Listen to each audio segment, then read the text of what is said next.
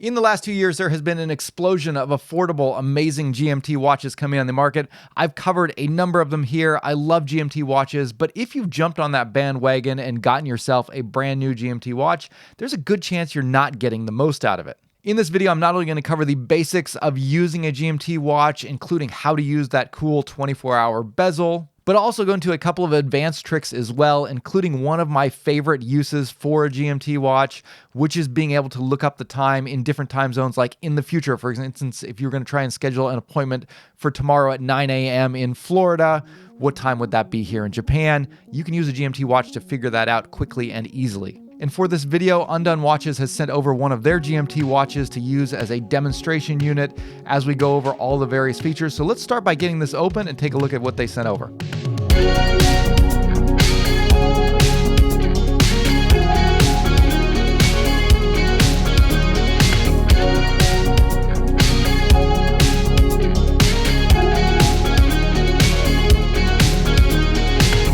Hey guys, this is Dave. Welcome back to my channel, Just the Watch, where I talk about affordable watch collecting, not only doing reviews, but also videos like this where we go into details about how to use watches and what are the best watches for different scenarios and all kinds of other fun topics. As always, I'm recording from my home here in Iwate, Japan, and today we're talking all about GMT watches, which again is my favorite complication on a watch because I do live overseas. If you didn't know, I wasn't born here in Japan. I have lots of family back in California where I grew up and other places in the world, so I'm always communicating with people in different time zones. Occasionally I get an opportunity to travel across time zones as well, and for all of these features, I find a GMT watch to be incredibly useful. So I'm going to go over a number of topics in this video. We're going to start by talking about the different kinds of GMT watches, like what the difference is between a Caller's or Office GMT and a True or Traveler's GMT. And then we're going to talk about what the purpose of that rotating bezel is, because I think most people are kind of underutilizing that. I think they just sort of leave it in that home position with the arrow at 12 o'clock and then kind of use that to read the second time zone,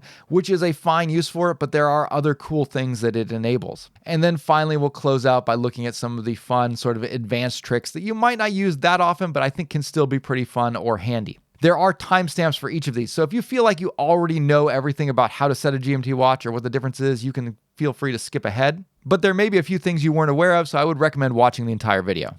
But let's start with the basics by going over the various components of a GMT watch, talk about how you would set it for the different scenarios that you might use it for, and how you would use it.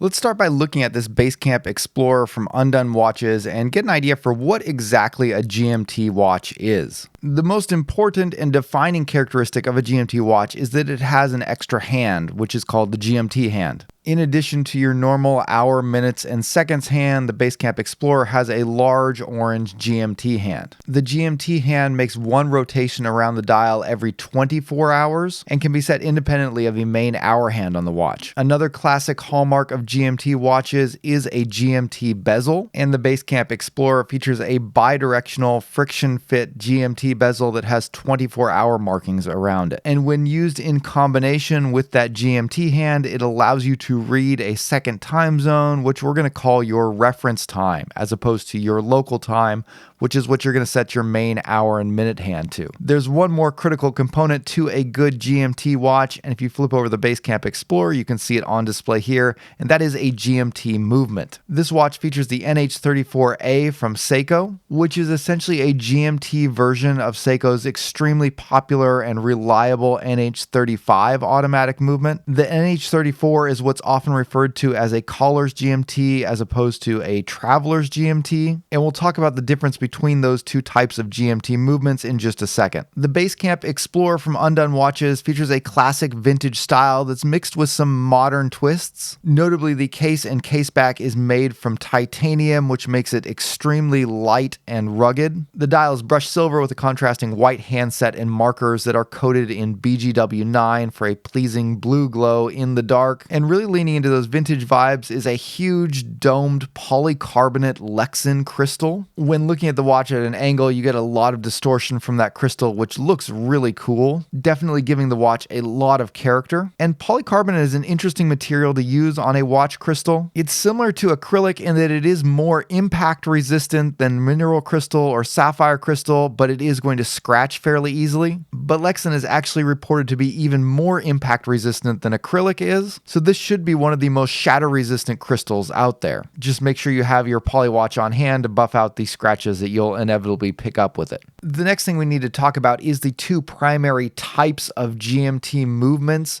One is called the office GMT, also known as a Caller GMT. The other one is called a Traveler's GMT, also called a True GMT. Now, either type of GMT is going to allow you to read the time in multiple time zones at a glance. They both serve that purpose. The primary difference between the two types of movements really comes down to how you actually set the watch. In general, an office GMT or a Caller GMT is going to be more useful to you if you tend to remain only in one time zone, but have to call or make appointments with people in a different time zone. By contrast, a Traveler's GMT is going to be more convenient to use if you're the type of person who is actually traveling between different time zones on a regular basis. Another key difference is that Traveler's GMTs tend to be more expensive because the movement inside tends to be more difficult and complicated to create. And so particularly in watch enthusiast circles, Traveler's GMTs tend to have a higher level of prestige and desirability. But if you're looking for functionality, it's best to consider how you're going to use the GMT when you decide which one to get. To see why this is, let's talk about how you would set each one of these GMTs, and more importantly, how you would change the time on the GMT hand if you had a need to. Typically on a Caller GMT, you're going to want to set the main local time first. So in the first step, completely ignore the GMT hand and just set your local time to where you are right now. Next, a Caller GMT is going to have a separate position on the crown for setting the GMT hand. This is usually going to be the same as the date setting position.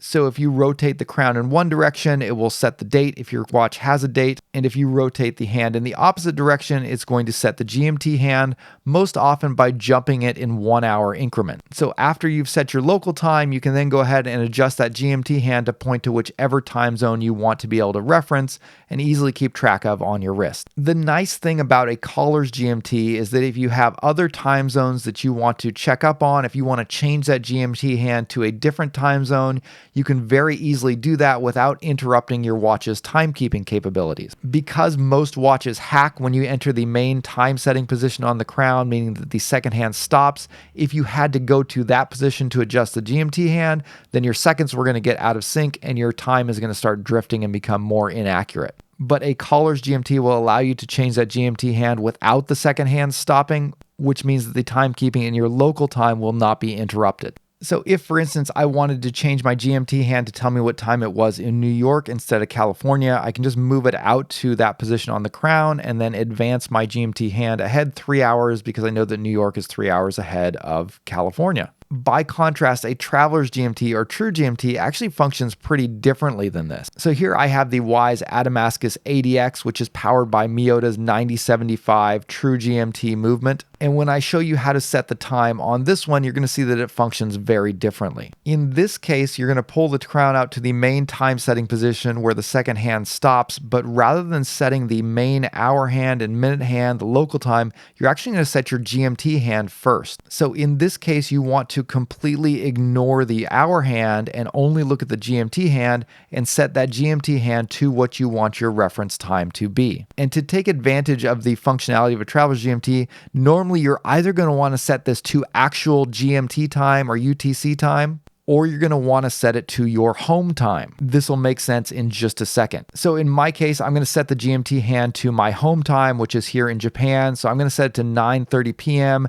So that means I'll point the GMT hand to 21 on that GMT scale and then advance the minute hand up to the 30-minute mark. And next I'm going to go into the hour hand setting position. And this is where True GMTs are different. On a True GMT or Traveler's GMT, you have a dedicated position on the crown for adjusting only the main hour hand. And normally for a Traveler's GMT or a True GMT, if you're going to use it for traveling, you want that hour hand to be set to your local time, which I'm currently also in Japan, so I'm also going to set this hand to 9:30 p.m. But you'll notice that when I do that, the GMT hand and the minute hand do not move. Only the hour hand is moving. You'll also notice that while I'm adjusting the hour hand, the second hand continues to move, which means that the timekeeping is not being interrupted while I'm changing the hour hand. And it's important to keep in mind that what I'm doing is I'm adjusting my local time. So imagine for a moment that I'm wearing this watch on a trip back home to California. What I would normally do in this case once I get on the plane is I would adjust my local time to California time. And to do that, all I would have to do now is move the crown to the hour setting position.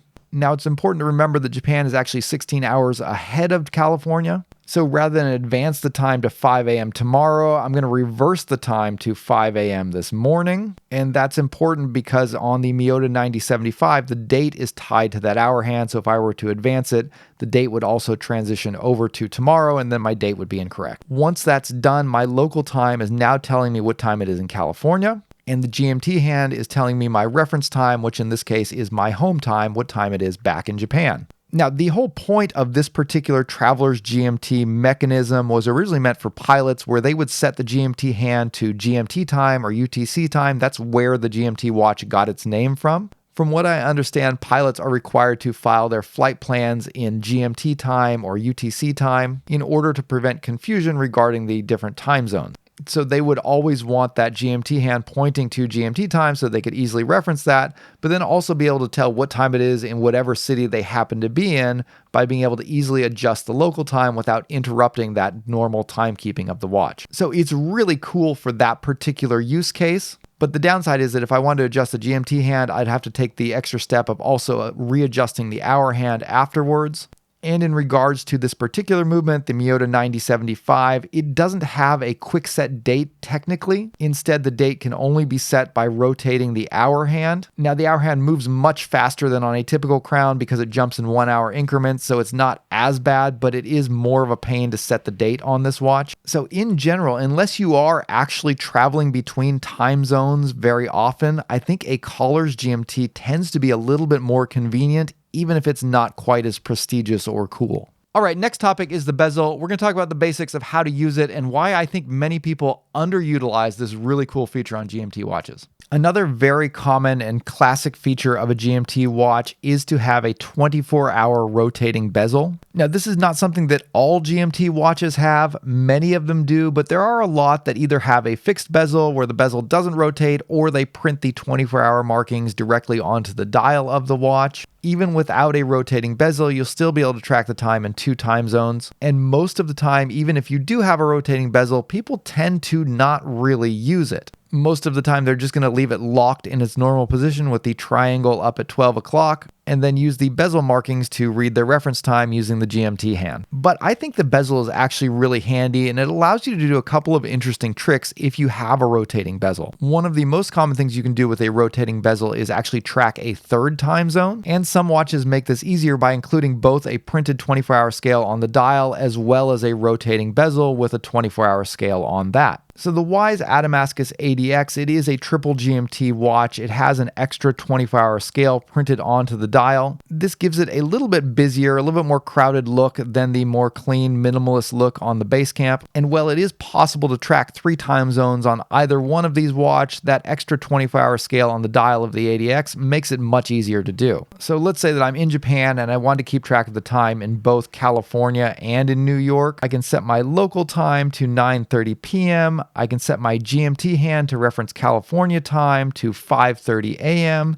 And finally, I'll rotate the bezel so that the GMT hand is pointing to 8:30 on the GMT bezel. So now I can read Japan time by looking at the main hour and minute hand. I can read California time by looking at where the GMT hand is pointing on the dial. And finally, I can read New York time by looking at where the GMT hand is pointing to on the bezel. Now, switching back over to the Basecamp, you can still do the exact same thing here because this one also features a rotating bezel, but it's a little bit more difficult because you don't have that printed 24-hour scale on the dial anywhere. So what do? Well, to read the GMT hand against the dial, you just have to remember to double the hour markers. So going back to the previous example where we have local time set to 9:30 p.m. in Japan, and the GMT hand pointing to New York time on the bezel reading 8:30 a.m., you can still read the third time zone, which we set to California time, by doubling the hour markers on the dial. You can see that the GMT hand is approaching 3 o'clock on the dial. 3 times 2 is 6, which would mean that it is approaching 6 a.m. on the GMT scale, which means that it's 5:30 a.m. in California. Likewise, if we advance the time forward to the next day so that local time is reading 10:30 a.m. in Japan, we can still read New York time on the bezel, seeing that that's referring to 21:30. 21 would be 9 p.m., so that's 9:30 p.m. in New York. And to read California time on the dial, we can see that the GMT hand is just past the 9 o'clock marker on the dial. So if we double the 9, that gets us to 18. Since we're past the marker this time, that's going to be 18:30. On a 24-hour time scale, 18 would be 6 p.m., so that means it's 6:30 p.m. in California. So it's a little bit more cumbersome to read a third time zone without those markings, but it is possible and actually not too difficult.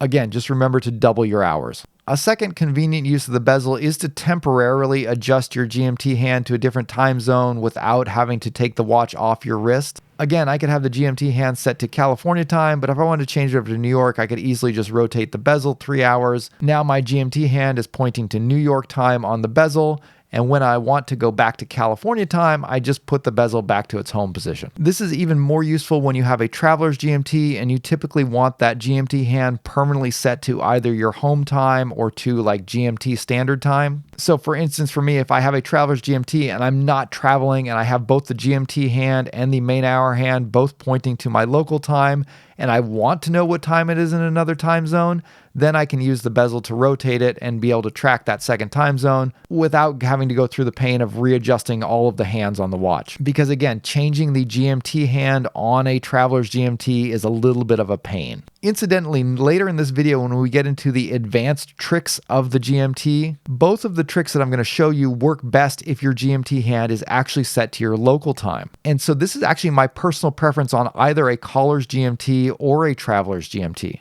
I like to have my GMT hand set to my local time and use the rotating bezel to actually set it to a second time zone. But hang on, we'll get there in just a minute. The last basic use of a rotating GMT bezel is to help you handle those half-hour offsets. For example, Adelaide, Australia is actually a half hour ahead of Japan. And all of the GMT watches that I have only adjust in 1 hour increments. So if I wanted to try and remind myself of that half hour offset, I would set my GMT hand as close as I could to Adelaide time, and then I would move the bezel half an hour ahead to kind of remind myself that I'm looking at a half hour offset. Again, it's not exactly ideal, but this is the best way that most GMT watches can handle these rare half hour offset time zones. Okay, fine, let's get into something fun and talk about some advanced usages for GMT watches. I have 2 tricks that I want to show you guys. The first relates to time zone conversion, which is very helpful when you're trying to schedule an appointment with someone in a different time zone. And the second would be to use your GMT watch as a compass for while you're hiking.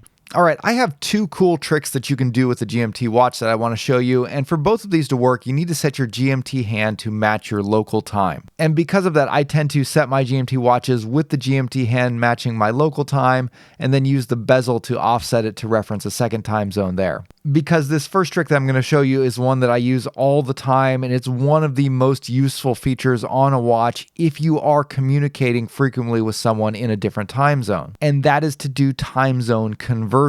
A GMT watch is always going to tell you what time it is right now in your reference time.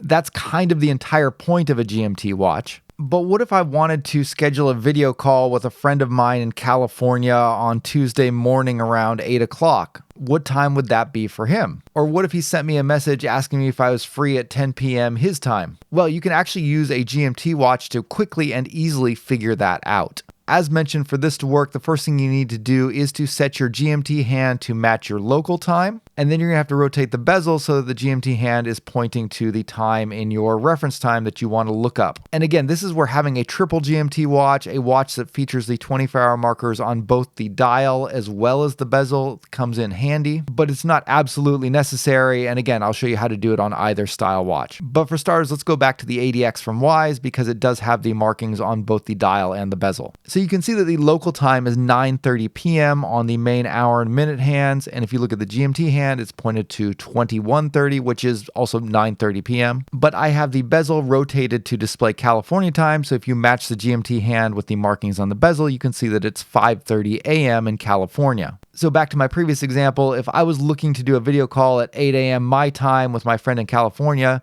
I could use this setup to look at what time it would be in California at that time. And actually at this point, the hands don't even matter anymore. All I need to do is look at the 8 a.m. mark on the dial and compare that to what the bezel reads. And in this case, the bezel is reading 16, which is 4 p.m. That means that at 8 a.m. here in Japan, it's going to be 4 p.m. back in California. And it works the opposite way as well. If my friend wanted to talk to me at 10 p.m. his time, I would simply look at the 22 on my bezel, because again, my bezel is showing California time, and then look at the 24-hour scale on the dial, which in this case reads a 14, indicating that it would be 2 p.m. here in Japan. But if my friend wanted to talk to me on his lunch break at noon, I could look at that and see that would be 4 a.m. here in Japan, and definitely not. And again, if we flip back over to the Basecamp Explorer, you can do the same thing with that. It's just gonna be a little bit harder because you're gonna have to be doubling the hours again. So if I wanted to see if my friend in California was available at 3 p.m. Japan time, I have to first remember that 3 p.m. is 15 on a 24-hour scale. So if I'm doubling the dial markers, that would mean that the 7 would be equivalent to 14, which is 2 p.m. in 24-hour time. So 15 would be halfway between the 7 and 8, which matches up with 23 on my bezel, or 11 p.m. in California. So if my friend's up late, I could still talk to him here in Japan. And this is something that I use all the time with my watches, because I frequently communicate with people in different time zones, and I'm frequently having to make appointments with people in other time zones. As long as I have my GMT hand set to my local time, all I have to do is offset my bezel to match the time zone that I want to look up in, and I can instantly convert between that time zone and my local time to figure out what time I can talk to somebody. So I find that to be an incredibly useful trick. The second trick I want to show you is not nearly as useful. In fact, I've never actually used it practically personally, but I think it's pretty cool. And that's to use your watch as a compass. Now, this is something that you can do with a watch that doesn't have a GMT hand, but it's actually much easier to do if your watch does have a GMT hand that is set to your local time. Now, the first thing you need to do is determine whether you're in the northern or southern hemisphere, which you should know already by now.